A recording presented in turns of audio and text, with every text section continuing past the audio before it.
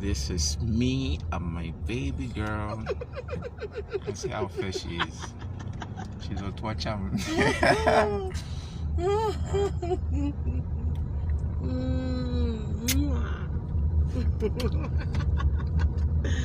I'm driving. I think you did. This junction is terrible. Concentrate. Yeah, we're going out. Yeah, and after all this, he just killed her. Yeah, that was how it started, but this is how it has ended. The man you saw in the video has killed the same woman that he was flaunting around on social media, specifically Facebook, that she is the love of his life, she is his queen, He has murdered her, actually. The case is still ongoing in Nigeria, but that is what has happened. Now, today's true crime story will look at this sad scenario where this relationship allegedly started on Facebook 2 years ago and has finally ended in a sad state as a 31-year-old man identified as Ede Tochukwu has ended up allegedly killing his 48-year-old lover, also known as Ijeoma Felix. And there are a lot of plots and twists to this case, but personally as a man, there are certain things in this story that, if are true, I feel disgusted by. If you are ready for this true crime story, just buckle up and let's go. Now, I've always said, and the saying is already clear out there, that there is a thin line between love and hatred. And just like that, somebody you love so much or somebody who loves you so much could easily become your worst enemy, and vice versa, actually. So it looks like that is what has played out in today's true crime story. Now, the two lovebirds, that is Ede Tochukwu and Ijeoma Felix, are reported to have met in a Facebook group about 2 years ago when COVID-19 broke out.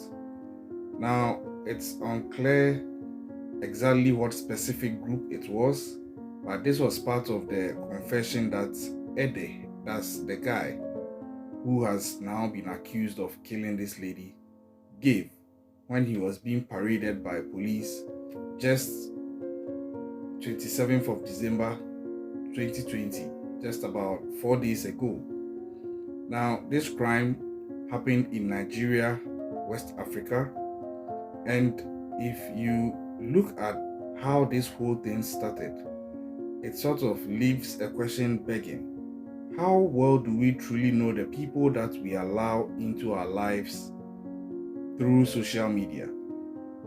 It has become relatively common these days that through Instagram, Facebook, TikTok, and the like, you meet people on these apps whom you don't know, you've never seen, you don't have the chance to do any background checks on, and you just invite these people to be part of your life. They come with their baggage, or, well, let me respect the few good ones. Some of them come with their baggage, and they come to create all sorts of trouble. It's no surprise that on apps like Tinder, there has been instances where, although dates were set up, it ended up with some people even getting murdered. I think that we need to come back to the times when we can blend a bit of the old school with what technology is giving us through social media. At least let's take time to do some due diligence. Now, back to the story at hand. I think that this relationship could have still worked if not for the seemingly selfish intentions of one of the parties of the relationship, in this case, the gentleman, Ede. Now, in his confession, they started dating in 2020. After COVID-19 broke out, they met in a Facebook group and they struck a chord with each other and they started dating. So it took off gradually until it became very serious. But this is how the relationship was, if I'm to dig in. Now, Ede, being the guy, actually had nothing. He was broke, and he was actually living hand to mouth, literally hand to mouth. So he didn't really have anything financial or any financial advantage to extend to Ijoma. But then, Ijoma, on the other hand, was really well to do. She was very wealthy. She had her own apartment, she had her own cars. She was really well to do. She had very good sources of income that were very liquid. So she was more like an independent boss chick of a sort. Now, the other dynamic we should take note going into this case is that Ijoma, that's the lady, was 41 years old, God rest her soul, and the man in this case, the suspected killer, Ede, was 32 years old. Yeah, 31 years old, sorry. And Ijoma was 48 years old. So you see the disparity in the age. 31-year-old guy dating a 48-year-old woman. That is about a difference of 17 years. Now, here in Africa, this could be a problem.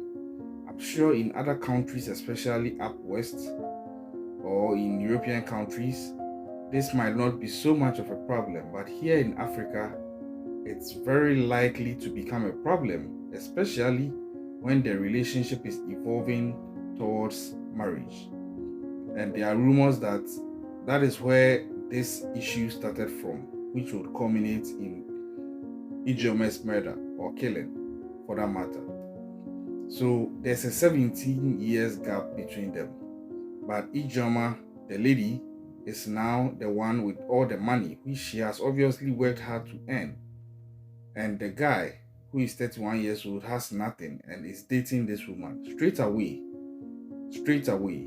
from my analysis and experience, I can see this is likely to be a gold digger situation where the guy, Ede, was actually trying to just latch onto this 48-year-old sugar mommy and milk her for all he can get. I don't think that Ede got into this relationship thinking of long term and settling down with Ijoma. With the 17 years difference between them, where the woman is older than him by 17 years, I knew, or I suspect that Ede knew that this wouldn't get to marriage.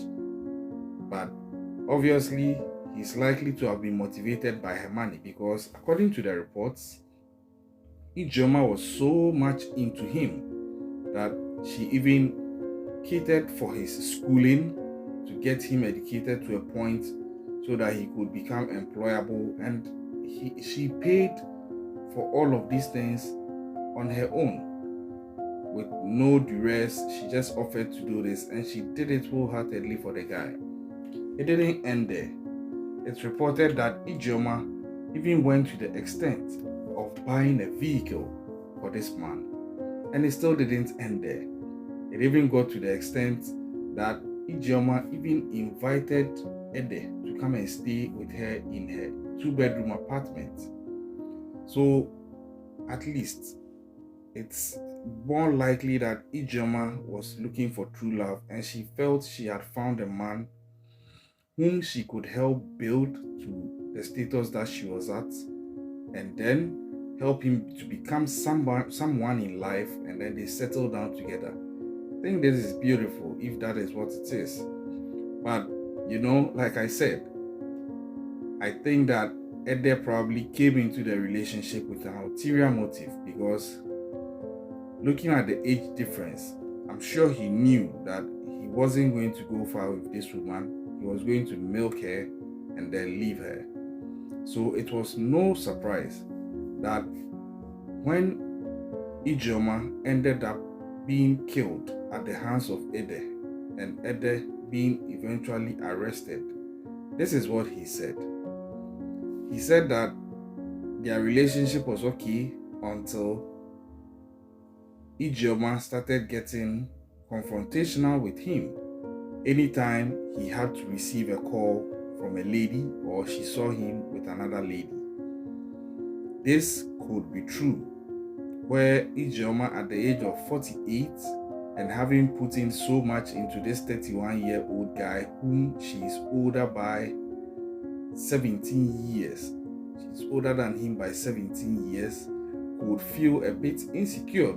Nah, scratch that, not a bit. She could feel really insecure if she saw him maybe talking with a very hot 28-year-old person, lady for that matter, who might even be digging him or she feels might be digging him. There could be something there. But the story that follows is a bit too extreme to be more likely to have happened in reality, because this is what happens where Ijeoma winds up dead, and according to Ede, after he was arrested, he said that he was defending himself. He didn't intend to kill her, and that the whole argument on that D-Day was coming from the fact that she was getting confrontational with him, receiving calls from ladies and being around other ladies. But she got more angry at him because he had sold the car that she bought for him without even letting her know. And she was raining insults and being verbally abusive towards him, and to the point that she went to the kitchen and brought out a pestle. Mind you, this is not a pestle as in a gun, this is a pestle. They use it in Nigeria to pound yam and other food stuff so they could eat it as a chunky form of it. So according to Ede, Ijeoma brought the pestle trying to use it on him, and out of self-defense he was able to overpower her and take away the pestle. But still riding on the wave of self-defense, he then used the pestle on her head. She fell, and still defending himself, he used it on her face. And that, as at the time he left her, she was not dead. She was actually crying and asking why he did that. So he didn't even know that Ijeoma had died and he was actually wanted for her murder. Now, there are so many loopholes in this story. It's like a mosquito net. One, if you are saying that you are defending yourself or you want to plead self-defense, I think it will not fly, because the little I know about self-defense is that the force you apply in defending yourself from somebody should be commensurate with the force that the person is trying to apply on you. That has triggered the need for you to defend yourself. Now, bringing this theory to the case at hand, she brought a pestle, that's a wooden pole, and tried to use it on you. A woman trying to hurl a wooden pole and use it on you. That takes a form of strength she might not readily have. You are the man, you are the stronger person. And rightly so, you were able to overpower her and take the pestle. At that point, your self-defense should have ended, but not for Ede. He actually went on, used the pestle on her head the first time, she fell, and he was like, I'm still defending myself. So he used it again on her face the second time, and then he left. And in all that, he wants everybody to accept that he was still defending himself. Scratch that. I don't condone and accept that that is self-defense. I think he just went beyond the self-defense borderline, far beyond that borderline. And the plot still gets funny, because when he left, he allegedly stole the lady's car. Yeah, he had sold the car she bought for him, and after he had murdered her, he stole her car as well, stole her mobile phone, stole her TV, allegedly. and then sold them in a different state.